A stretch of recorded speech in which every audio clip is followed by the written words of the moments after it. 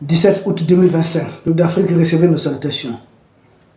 Le communiqué de la France par rapport à l'interpellation de l'officier de la DGSC qui était le cerveau de cette opération de déstabilisation contre le Mali, le communiqué de la France révèle des choses capitales.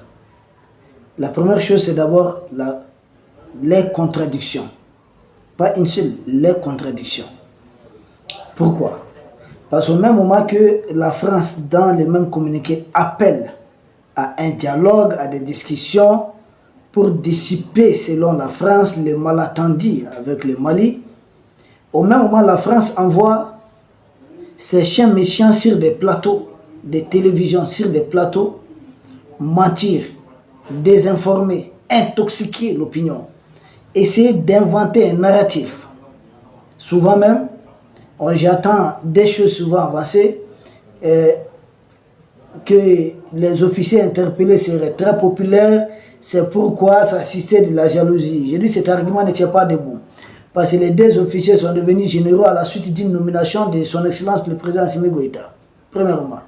Deuxièmement, c'est lui qui les avait nommés à certains postes aussi, pour certains d'entre eux. Donc il n'y a aucune raison, aucune animosité. C'est un argument qui ne tient pas debout. Et il n'y a pas plus populaire, si c'est question de popularité, aujourd'hui au Mali, que le président Assimi Goïta lui-même. Je ne connais pas. Il a vu son statut et autres. Il nourrit d'une très bonne cote de popularité. C'est pas moi qui l'ai dit. C'est l'un des pays membres de l'Union européenne, je crois les Allemands, à travers un institut comme ça, qui ont fait une étude et ils ont découvert qu'il était encore très populaire. Tous les officiers qui se battent pour la libération du Mali connaissent une vraie popularité. Donc cet argument, ça ne tient pas debout. Deuxième argument, ils ont laissé entendre que c'est un malentendu, qu'il y a malaise dans l'armée, tel ces messieurs qu'ils ont envoyé sur TV5, les mêmes messieurs qui d'ailleurs avaient envoyé certaines images à BFM TV qui avaient incriminé le Mali, prétextant Wagner et autres. Donc cet argument aussi ne tient pas, parce que l'armée malienne c'est plus de 60 000 personnes. Et plus de 60 000 militaires. Quand vous enlevez 10, les autres continuent tranquillement. Les autres continuent leur travail tranquillement, comme si de rien n'était. Il n'y a pas de problème au sein de l'armée malienne. Au contraire, ça témoigne de l'unité de l'armée malienne. Ça montre que tout projet de déstabilisation, vous serez isolé. Les résultats, les 10, là, n'ont été suivis de personnes. Ils sont restés comme ça, isolés dans leur sort, et puis c'est bon. De toute façon, la France est habituée d'abandonner les gens en plein vol.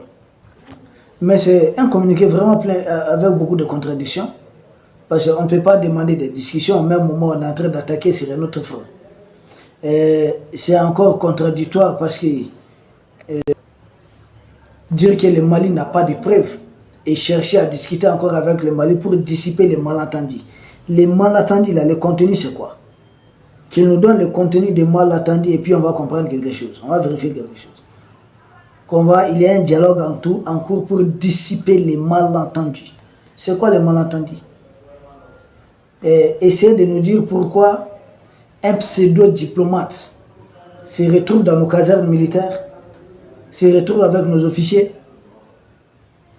Le statut des diplomates, c'est une couverture. Vous savez, quand on déploie des agents de renseignement dans d'autres pays, à l'extérieur, on les couvre d'un statut diplomatique. Ce qui fait qu'en cas de problème, c'est ces statuts qu'on doit évoquer pour essayer de les couvrir de la Convention de Genève. Mais, donc, statut secrétaire, et généralement, c'est des gens qui sont des secrétaires à l'ambassade, des conseillers là-bas, je sais pas, des chargés de mission. En tout cas, ils ont bien des informaticiens à l'ambassade. C'est des gens qui sont toujours sous couvert de l'ambassade. Donc, même si vous les appréhendez, vous mettez la main sur eux, c'est la raison diplomatique qui est toujours évoquée pour le couvrir. C'est une couverture, c'est classique, c'est connu de tous.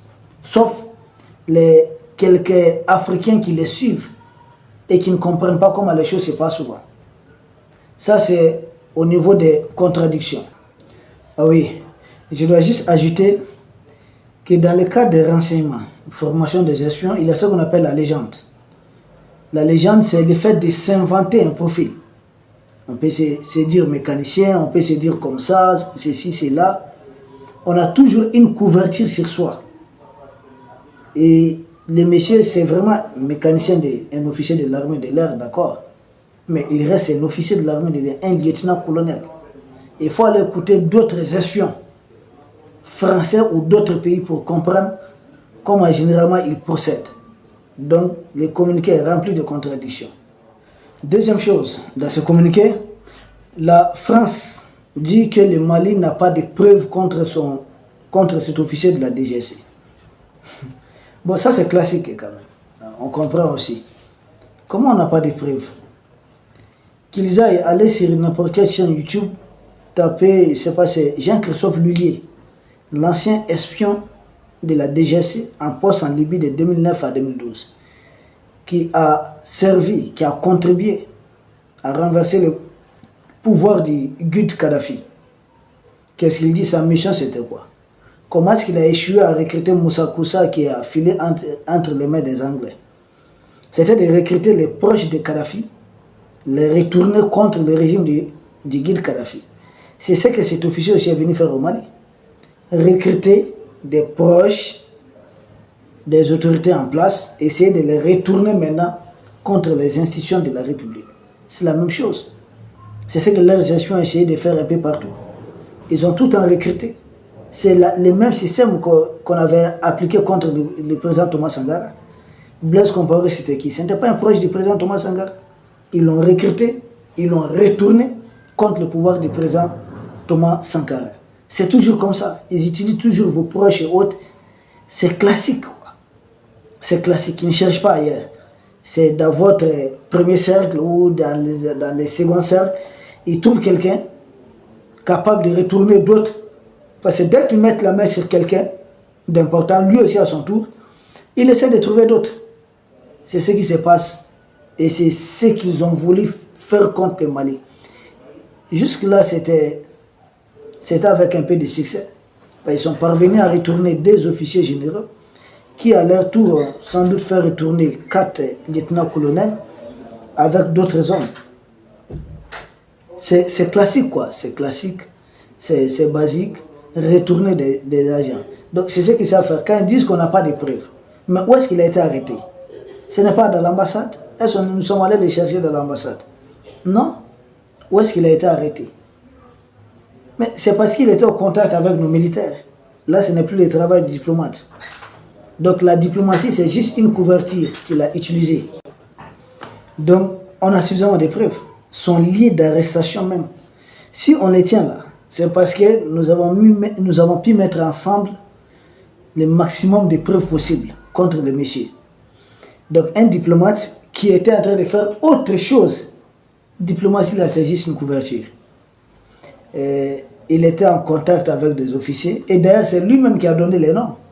Lui, il a été pris depuis le 1er août. Donc, c'est lui qui a commencé à citer des noms des gens avec qui il était en contact. Parce qu'il avait déjà leur contact, tout. Et puis on les surveillait, il était en réunion avec eux, donc ils ont été suivis. Nous saluons le général Modibo Koné, qui a fait un travail excellent. Donc, on a toutes les preuves contre lui. Mais c'est classique, une façon d'endormir aussi leur population et essayer de négocier en dessous.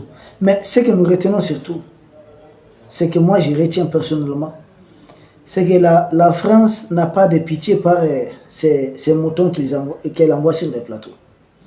Parce que, retenez bien qu'un premier narratif consistait à dire que ce n'était pas un citoyen français, mais que c'était un Russe. Qu'il était tout sauf un Français, mais que c'était un Russe. Mais dans le communiqué de la France, on comprend tout ce qu'il s'agit bel et bien d'un citoyen français. Donc tous les Africains qui avaient pris le devant pour faire croire que ce n'est pas un Français, c'est un Russe et que c'est un montage. Le communiqué de la France, c'est un désaveu sanglant contre eux. Le communiqué de la France est vraiment un désaveu contre ces Africains. C'est vraiment la honte. Comment on peut publier, gérer sur les réseaux qu'il ne s'agit pas des... Et puis, deuxième désaveu, les mêmes certains Africains que la France utilise généralement, ils avaient juré ici qu'il s'agissait simplement d'un mécanicien. Rien qu'un mécanicien, pas plus. Le communiqué de la France vient dire qu'il s'agit d'un diplomate. Donc, qu'est-ce qu'ils ne veulent pas comprendre à présent? Le statut de diplomate est évoqué quand un agent de renseignement est pris en flagrant délit.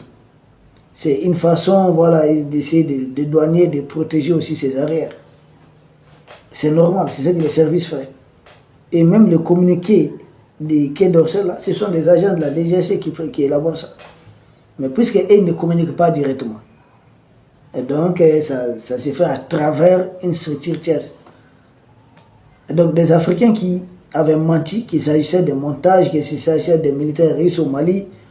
Donc, aujourd'hui, ils ont leur réponse. Mais si la honte pouvait tuer, seulement des gens qui décident d'être vassalisés aux colons comme ça ne connaissent pas la honte. Ils ne connaissent pas la honte. C'est pourquoi quand, dans le communiqué de la France, on dit de tout mettre en œuvre pour obtenir la libération de cet officier de la DGSI immédiatement, dans l'immédiat. C'est bien dit, c'est bien beau.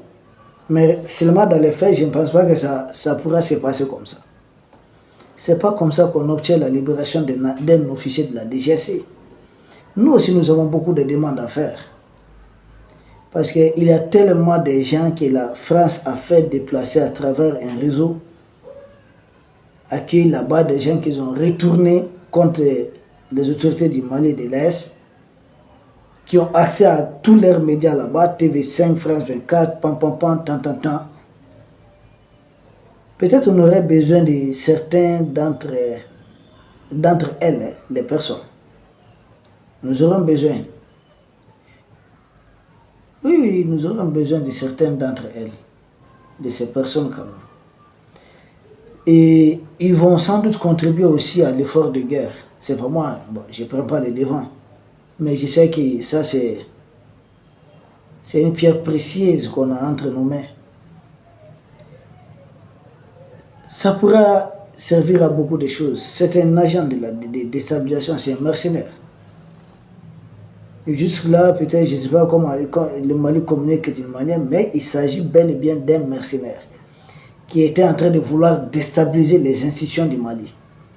Donc quand il parle de sa libération immédiate, nous comprenons et nous savons que nos autorités sont très vigilantes aussi.